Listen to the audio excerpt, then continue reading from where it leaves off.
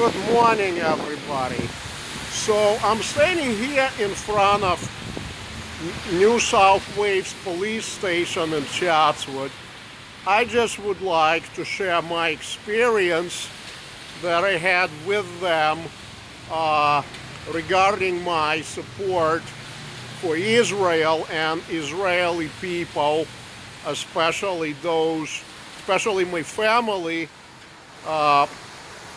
who live in there. So, as it turns out, there has been a demonstration in front of Sydney Town Hall, people supporting Palestine, which included various rhetoric, including but not limiting to calling Israel an apartheid state, and even condoning Hamas, a terrorist organization whose goal is to destroy Israel and get rid of the Jews living in there.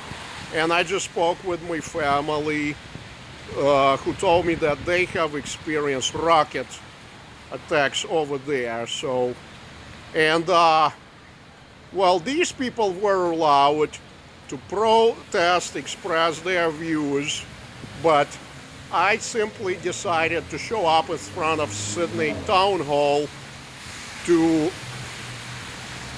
wearing this Israeli flag, to simply demonstrate that I have family that live in Israel and that I have a high concern for their well-being, and I don't condone violence against them. And to counter a point that when you support something like that, even in Sydney, that's an act of anti-Semitism. However, the representatives of New South Wales Police, they told me to remove this flag because, according to them, me simply wearing this flag, and like I said, it simply represents that, there are different views in the city of Sydney, that it somehow breaches the peace. That gives me, so in other words, they were saying that those who are supporting Palestine will see it and get offended and might want to get me hurt. So they said that I have to remove this flag. So, in other words, it looks like the New South Wales Police is appeasing to the hateful feelings of Arab residents of Sydney's and the Palestinian supporters.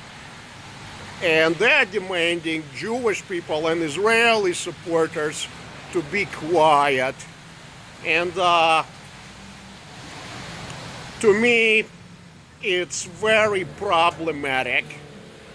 But if we take the officer's word seriously, he says that, mate, you need to remove this flag because it's gonna breach the peace and you're gonna get hurt. That shows the true character of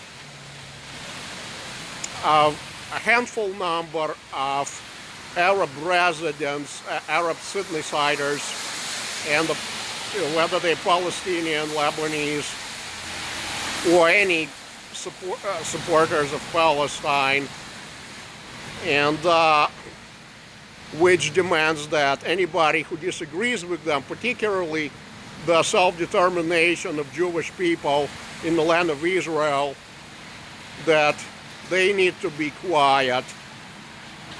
It's a big problem, and that needs to change. Thank you.